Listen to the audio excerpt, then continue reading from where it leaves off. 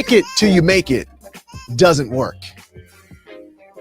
But you're about to discover the real way to build confidence that actually sticks. Now, look, there is a lie that we have all been told, and let's get real for a second. How many times have you heard someone say, oh, yeah, just fake it till you make it?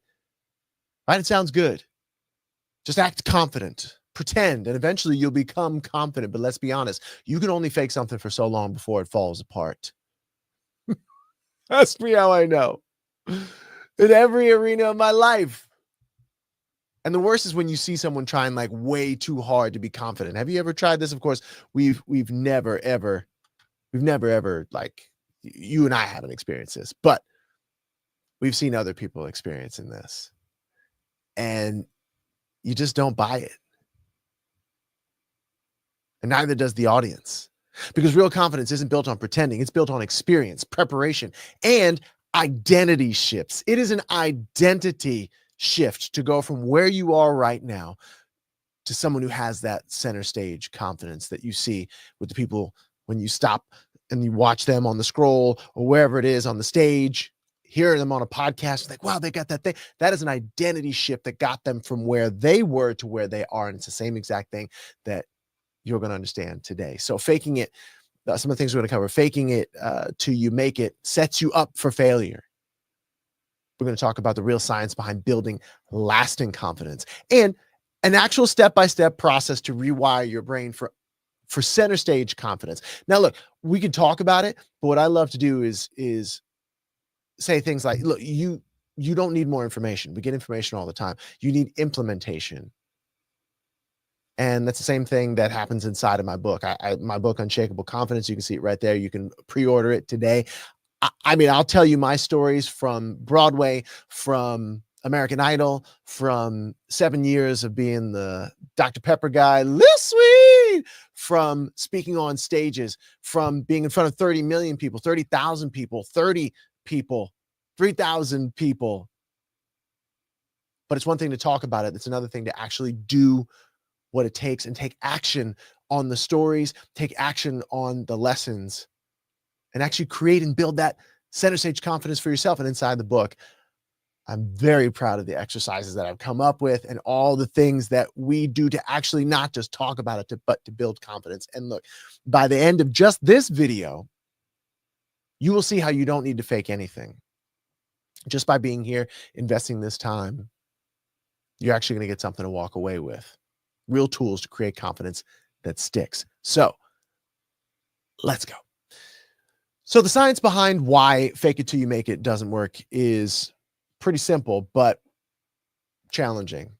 Confidence isn't something that you can just slap on like a mask. It doesn't work because your brain detects incongruence or incongruence, however you want to pronounce that. Your brain knows when you're lying to yourself. One of my favorite mentors, Myron Golden, says, some people have heard some of the lies you've told, but you've heard all of them. And it's so true.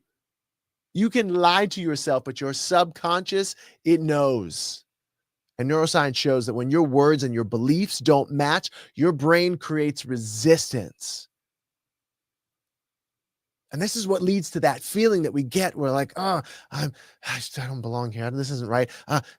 It's part of what leads to imposter syndrome, because deep down, you know that you're not there yet, or you believe that you're not there yet. There's a whole other part of imposter syndrome, which is like, I'm an expert. I've spent 20 years in this thing, but I don't feel like I belong out in front. I don't feel like that's a whole other thing. But when you haven't done the work, and then you step into some place and you try and pretend that you have done the work, pretend that you are supposed to be there, that's a whole different kind of imposter syndrome. That's what we're talking about tonight. And guess what? You can feel it and audiences can feel it too.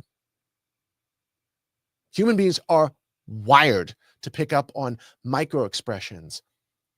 In the Elite Speakers Network, we just talked about how you can leverage micro expressions to ethically influence your audience, persuade them. If you look on another video here in this series, you'll understand the difference between persuasion and manipulation.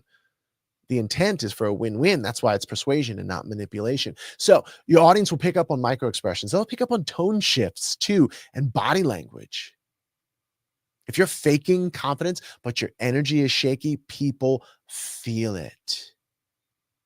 This is why some speakers come off as slick, but not really trustworthy.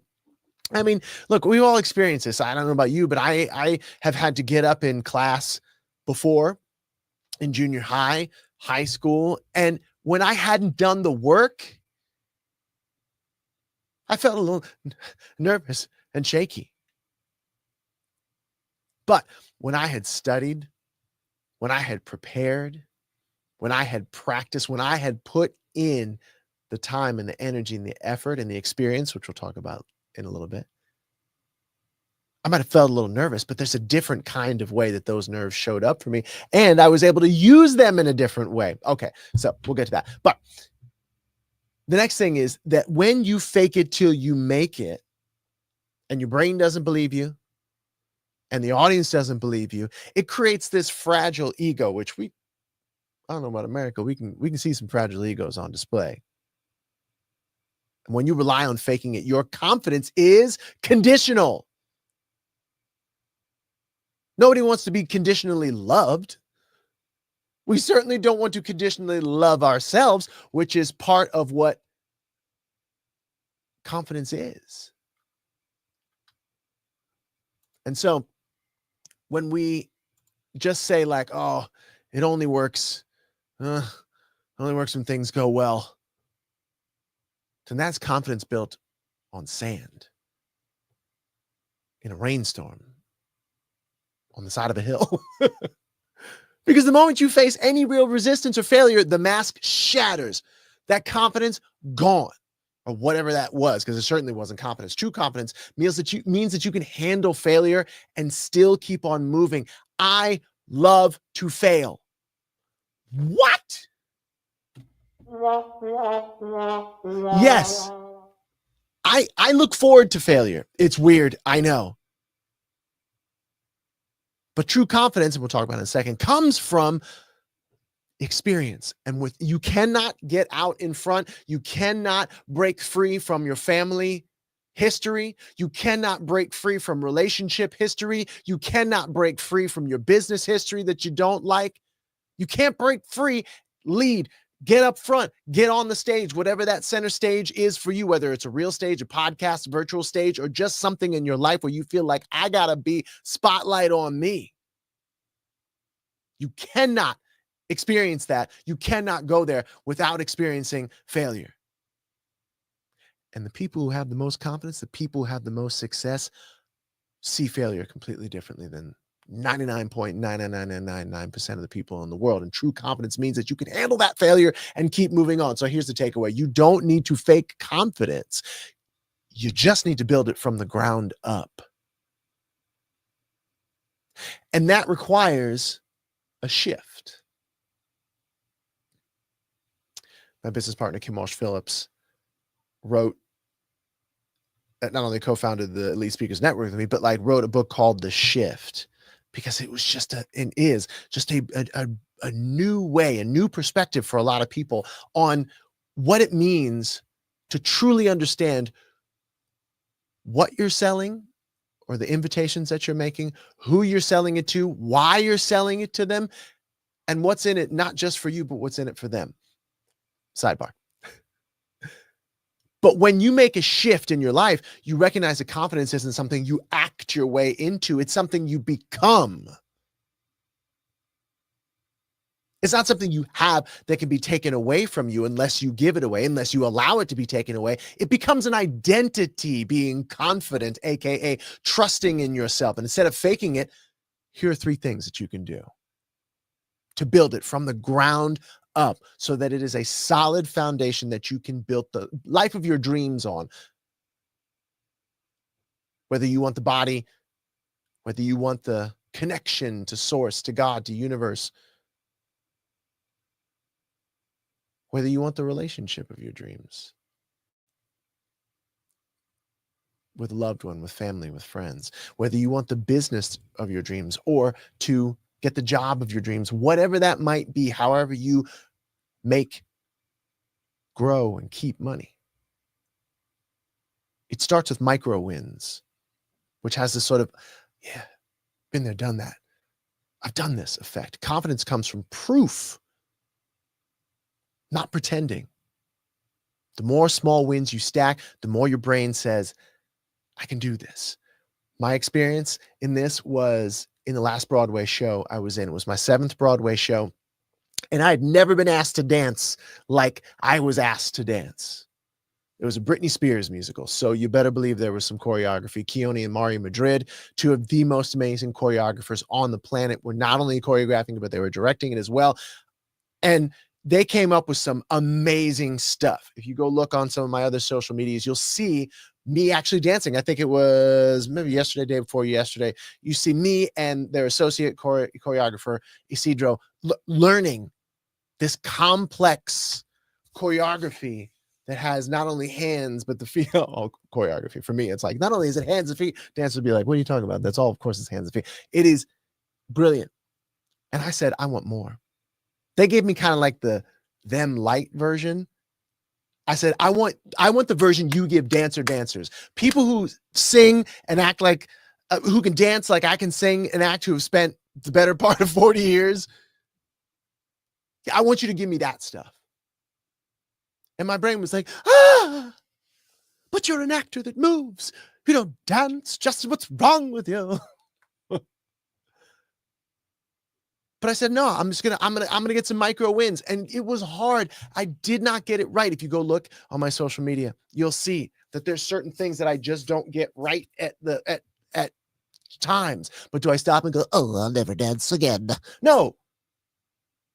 I gave myself micro wins. I saw the victory.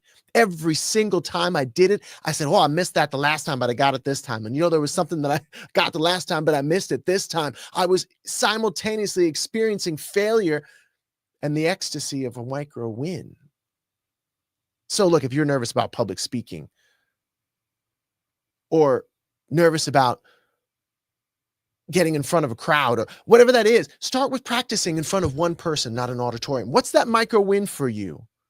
If you're like, oh, I don't know how I'm going to lose this weight or gain this much weight. I don't know how I'm going to find my way back to God. My walk with Christ, my walk with the universe. It feels so overwhelming when we think about either going back to a place we were or starting over at the bottom of what appears to be this mountainous thing. Goal, lofty goal. But it all starts with one step. The journey starts with one step, putting one foot in front of the other, having one conversation with one person, not an auditorium full of people. If public speaking is your thing, just start. Give yourself a micro win, because you're going to build on top of that. That's exactly what I did when it came to dancing for my bro. I had no idea how I was going to get it done, but I showed up every single day and I just kept doing it. And it just became not what I did, but who I was and who I am to this day. And we have high expectations for ourselves, especially my entrepreneurs out there who are listening, especially my high C's, my type A's. We have huge expectations for ourselves, but here's the thing. You don't rise to the level of your expectations. You fall to the level of your training. You don't rise to the level of your expectations. When the going gets tough, you fall back to the level of your training. So look, we've talked about it. Let's try something here. Identify one skill you want to be more confident in. A skill, whatever that might be for you. Now find a tiny version of that skill you can practice today. And repeat it until it feels natural, not forced. That's it. My skill, like I can play the piano, but I can't play the piano. And when I think about scales and modes and all the chords and the scale degrees and especially when you get into jazz, it's just like, I get overwhelmed. I don't want to do it. I don't want to sit down. But if I just say, hey, I'm going to sit down and with both hands, I'm going to play a single octave scale one time, but I'm just going to do it every day. What's happened when I've done that is I just get bored with just doing this. So let me try 2. Or, instead of 5 minutes, let me try this. Or let me do this. And you know what? I'm sitting at the piano. I might as well pull up this gig I've got coming up where I'm going to sing some songs of a very well-known person. And let me just try. Oh, okay. Oh, G9. Yeah. Okay, cool. That's it. To E minor, to A7. Like, it just those micro wins give me that. I've done that. I'm kind of bored with this. I want to do more. And then you do more. And then you do more. It's natural. It's not forced. So first of all, just find that skill and then find a tiny version of that you can practice today and repeat it. The second thing you do is shift away from the acting to the actual embodiment. What I mean by that, instead of thinking, I need to act confident, just ask yourself, well, what would a naturally confident person do in this moment? Or what have I felt confident in? AKA, what have I trusted myself? I might trust myself on like the soccer field, right? I've been in the soccer field and I've gotten the ball and there's been this big people coming at me and I found my way out of it. I passed it away. I did whatever I needed to do. I felt confident. I didn't fall apart. Okay. How can I then take that same sort of thinking, that same sort of feeling, that same sort of calm, whatever I did, and how can I replicate that in this other part of my life? Maybe in a conversation with a loved one. Instead of letting them run all over you, maybe you just need to find a way around the argument. Find a new angle. But asking yourself better questions is going to lead to better answers. Better answers are going to lead to better outcomes. Better outcomes are going to lead, better actions rather. Better answers will lead to better actions. Those actions that you take will lead to better outcomes. Those outcomes that you have will lead to better stories you tell about yourself and who you are. And those better stories, when you tell them to yourself again and again and again and again, and you continue to prove to yourself that you can do it, that you can live it, that's when you be it. I know I'm throwing a lot at you here, but I get passionate about this stuff. Confidence is not an act. It is not a fakery. It is a habit. And the more you live it, the more you own it. One of my favorite actors, Robert Downey Jr., interviews, he's not acting confident. He's just embodying the identity of someone who's relaxed, playful, and in control. Why? Because he has been there, done that, back and forth. Who he is now and the fire that he has gone through, the work that he has done on himself, the experiences that he's had, we'll talk about that in a second, have forged him into he's like, hey, this is who I am. The success helps. I get it. But look him up. There was a lot of areas in his life where he was not successful. Deep personal demons. And yet, he made a trust in himself, a love for himself, habitual, a habit. And that's why it shines through, not just in his interviews, but in every character he plays. And the way I love to say it is confidence is what happens when you've done the work. So here's the thing. Next time you feel confident, or next time you feel nervous, rather, don't fake confidence. Borrow it. Think of a moment where you felt completely in control. Step into that energy and move from that place. If you need to close your eyes for a second and just imagine yourself as you were in that confident place, breathe like it, stand like it, see and hear as much as you possibly can, because guess what? The brain does not know the difference between something that is vividly imagined and the real world, what we consider the real world anyway. Most of you will not do this. I know that. You'll think about it. Maybe you aren't even scrolled away, whatever that might be. But the point is that for those of you who will, who'll take a chance on yourself, not on me, on yourself.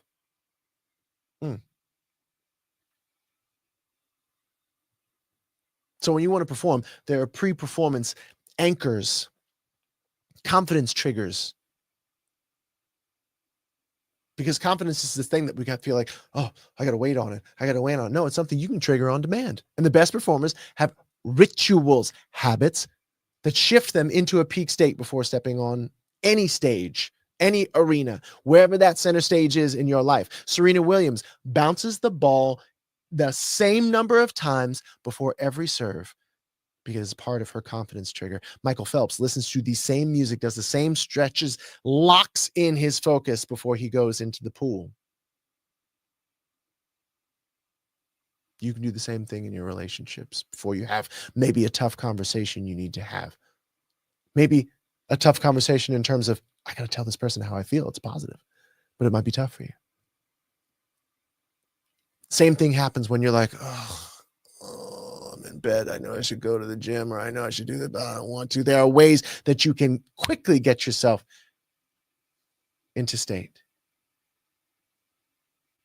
Because at the end of the day, if you truly desire this thing called confidence, this thing that gives people that you see in your world those opportunities that you want, confidence cannot be what you do. It must become who you are. It is a state of being, it is a shift, and repeating the things that I'm telling you, the opportunities that you have right here. That repetition creates mastery. Mastery creates confidence. Oh, that's a great quote, Justin. What do you mean, mastery? Like, I gotta go. Mastery is like this thing that we think mastery is you gotta go sit on a mountaintop and like meditate and kind of get a little overweight and you're like the master. No, mastery is simply being able to do something, execute a task without utilizing conscious resources. You all are masters right now. You are a master right now, because I guarantee you, unless you have a physical challenge with your hands, you can tie your shoes and carry a conversation without looking at your shoes as you tie them. Again, physical, mental challenges aside. That's mastery. You can tie your shoes without utilizing conscious resources in order to get it done. You could sing an aria. You could say a speech. You could have a full-on argument with somebody while you're tying your shoes and not even look or think about what you're doing, because it's just there. Why? Because it was a repetition as a child that allowed you to do that. So here we go. I'm going on, running a little long, but I hope are you getting out of this? Just let me know in the chat. Does this make sense? Like, just even if I can't see you, but just wave at me. Just type a yes if this makes sense in the chat. Go on. So what I'd like you to do, because we can talk about it all you want to, but at the end of the day, if we don't take action, then it's just a conversation. It's a conversation that you'll forget about because life gets in the way. So what I want you to do is take action. Pick one physical action, like a breath pattern or a movement that makes you feel grounded. Some people might stretch. Some people might do yoga. Some people might take a deep breath. Thank you, Bernadette. I see you. There's a simple breathing pattern. I'll just give it to you right now. You breathe in for 4 counts. Hold it for 4 counts. Breathe out for 4 counts. Hold the breath out for 4 counts. It's called box breathing. Simple, easy. Do it for 2 minutes. You'll feel good. Do it for 5 minutes. You'll feel great. Do that for 10 minutes. It'll change your life. And use it every time before you step into a high stakes moment. Because over time, your brain will associate that action with calm. The habit of purposefully investing in your trust in yourself, aka your confidence, your grounding. So let's put this all together and identify where you're faking it. Where in your life are you pretending confidence instead of truly feeling it? Is that something to do with your body? Is it something to do with your spiritual connection? Is it something to do with your relationships? Be that with a loved one, children, family, friends? Or is it in your business with money? The way you make it, keep it, or grow it, or don't. So where are you pretending to be confident there instead of truly feeling it? That's step one, to define it. Now, step two, we're going to reframe it. Instead of I've got to fake it till I make it, I got to fake confidence. Say, I am in the process of becoming confident. I'm in the process of becoming confident in this place. I'm in the process of becoming confident in this place. Every single action I take is building my experiences, is building my confidence, is building brick by boring brick sometimes the path to wherever it is that I want to go. That's a simple thing that you can do. Say to yourself, positive self-talk that will help to shift your identity, because you're going to fall down. You're going to fail. You're going to take 10 steps forward, 3 steps back, 3 steps forward, 1 step back, 5 steps forward, and 4 steps back. But every single time, if you just recognize that I'm in the process of becoming that person who not just looks good, but feels good inside. I'm in the process of becoming a child of Christ. I'm in the process of becoming a better husband. I'm in the process of becoming a better boyfriend, a wife, a girlfriend, a better partner, a better father, a better son, a better brother. I'm in the process of becoming an actual business owner. I'm in the process of becoming the best employee I can possibly be. And every single action I take is building a bridge, a path towards who I am ultimately called to become. That's the shift that you can make every single day in any moment you decide. Step 3, hey, let's pick one micro win to practice today. If you're nervous about networking, which I hate networking, practice confidently introducing yourself to one person. I cannot stand networking, but when people get into an elevator with me in the least creepy way, I try and have a conversation with them, right? I try and have a conversation with how you, even if it's just like, hey, I hope you're having a great day. Nice to see you. I don't say nice to see you. That seems creepy, but you know what I'm saying? Like I force myself to converse with absolute strangers because I hate it. And that's how you rewire confidence, AKA trusting of yourself into your identity without pretending. You just go for it. So as we wrap up this session, let's just recap. Fake it till you make it doesn't work. Your brain and your audience will see right through it. Confidence is built, not pretended, not acted. Although we can act confidence, but you know what I'm saying. The real kind is built brick by boring brick if necessary. But believe me, when the big bad wolf comes around, you're going to be the one with the house that's still standing. Small wins are the brick and the mortar of lasting confidence. Stepping into the identity of confidence instead of forcing it, stepping in, choosing, asking yourself a better question that will elicit a better answer. What would a confident person, what would a naturally confident person do in this situation? What is someone I've seen who I think is confident, who has it together? What did they do? I mean, what if we had a device that we could ask any question and maybe go search up a YouTube about it, or it's there. The answers are there. You just have to ask the better question. Use pre-performance rituals to trigger confidence on demand. The more you do it, the easier it will become. Nobody goes to the gym hoping to get fit, walks over to the barbell section and tries to lift a 600-pound barbell. You know what I'm saying?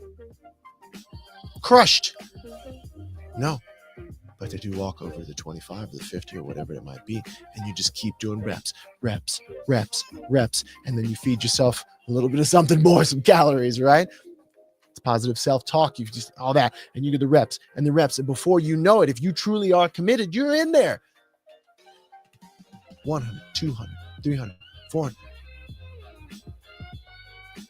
and you're the one everyone's checking out. Every action you take builds real center stage confidence, because it is in the doing of the thing that you will develop the trusting of yourself. It is in falling down, picking yourself back up and saying, well, I learned how not to do that. That builds the muscle of confidence. It's not about pretending. It's about preparing, practicing, playing, and choosing to step into the person you were meant to be. So now that we're on the same page, I'll see you center stage.